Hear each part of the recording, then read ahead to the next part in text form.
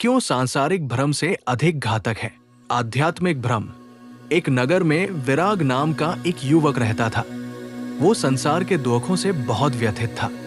उसने देखा लोग धन के पीछे भाग रहे हैं, कोई संबंधों में टूट रहा है, कोई अहंकार में जल रहा है।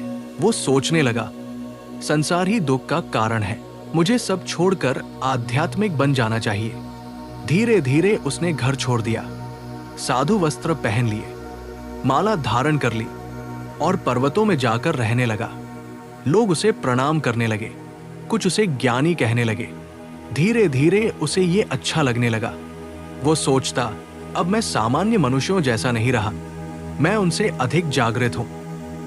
लेकिन रात को जब वो अकेला होता तो भीतर क्रोध, भय, वासना, ईर्ष्या और अकेलापन फिर उठने लगते। वो उन्हें दबाने लगा। ऊपर से शांत दिखता, भीतर से टूटता गया। एक दिन पहाड़ों में उसे एक वृद्ध फकीर मिला। फकीर ने उसकी आंखों में देखा और मुस्कुराकर पूछा, तुम संसार छोड़ आए, पर क्या स्वयं को भी छोड़ पाए? विराग चुप हो गया।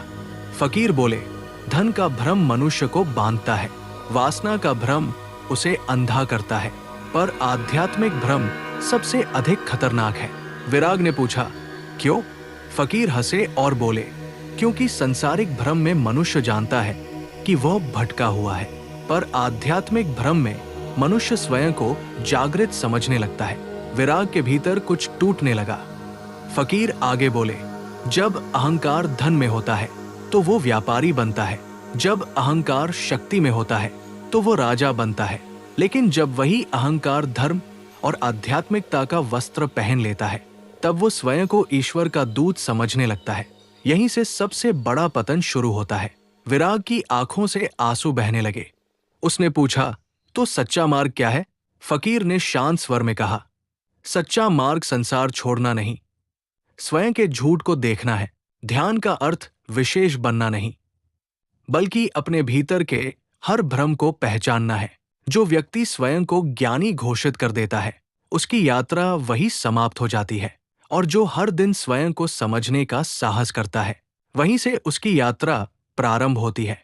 उस दिन पहली बार विराग ने अपने साधु वस्त्रों को नहीं देखा, उसने अपने भीतर छिपे अहंकार को देखा, और उसी क्षण उसकी वास्तविक साधना प्रारंभ हुई। हर हर महादेव। धन्यवाद।